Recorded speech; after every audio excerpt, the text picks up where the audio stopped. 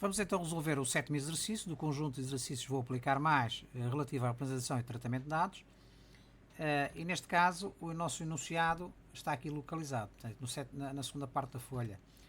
O enunciado é o seguinte: na escola do Vítor realizou-se um inquérito sobre o número de irmãos que cada aluno tem.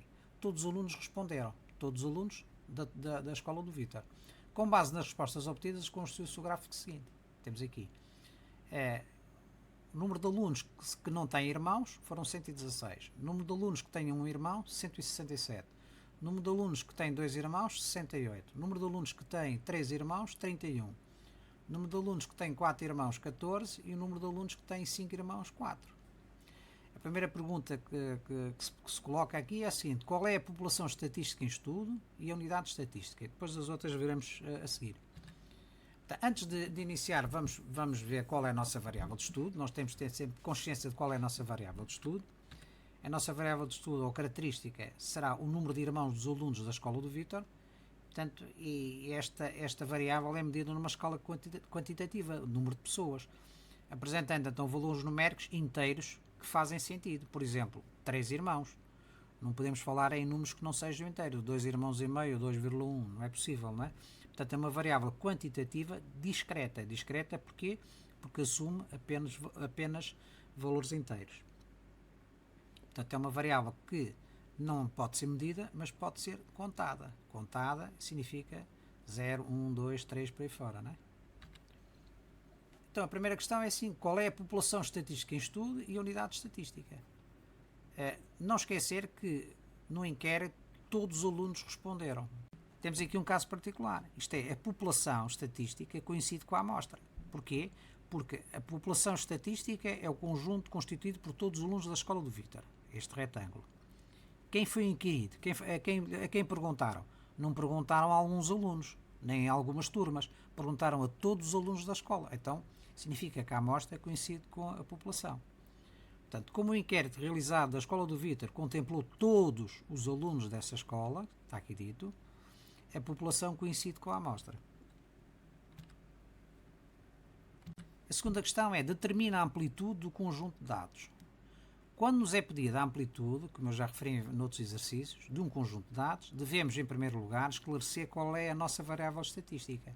Portanto, é a que estamos a utilizar. E quais os valores extremos que ela assume no inquérito. Não é assim?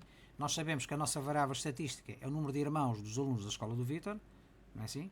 Como já vimos analisar, é uma variável quantitativa discreta. Que valores é que ela assume?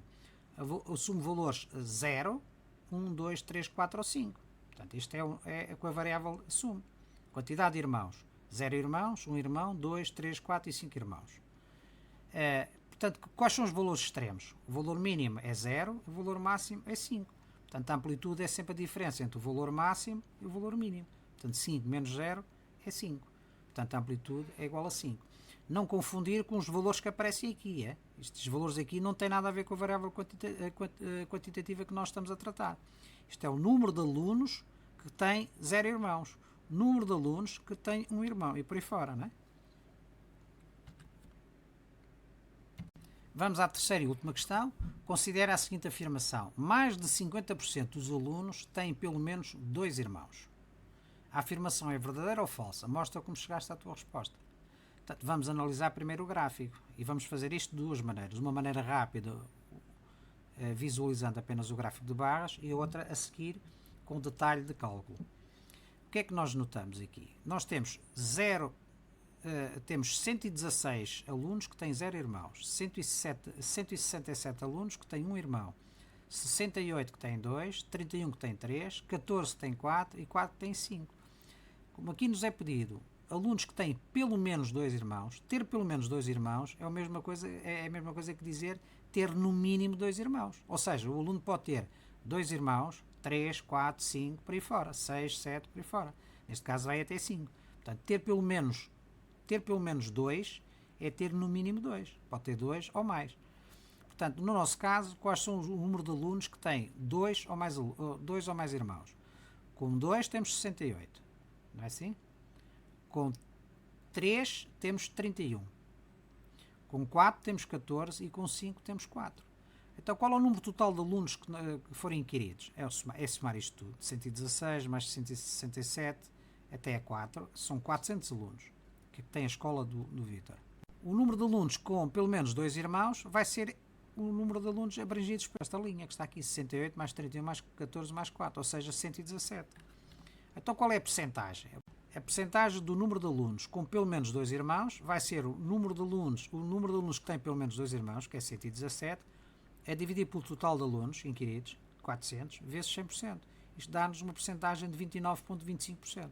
Portanto, 29,25% é a percentagem de alunos que têm pelo menos 2 irmãos e não 50%. Portanto, a afirmação é falsa. Se formos analisar o detalhe de cálculo, nós podemos construir uma tabela deste tipo. Número de irmãos, quantidade de alunos que têm este número de irmãos e a frequência relativa. Portanto, 116 tem 0, 167 tem 1, por aí fora, e 4 tem 5. 400 alunos, cá está o somatório, ou a soma destas parcelas. E depois temos a frequência relativa. A frequência relativa, qual é? É o quociente entre a frequência absoluta, 116 sobre o total, vezes 100%, 29%. Temos aqui o valor percentual por classe, né? Em termos de variável estatística.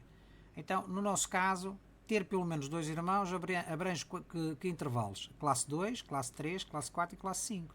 Portanto, se somarmos 17% mais 7,75 mais 3,5 mais 1, somando isto, vamos ter os tais 29, 25% que nós obtivemos anteriormente. E não os 50% como eles indicam na afirmação.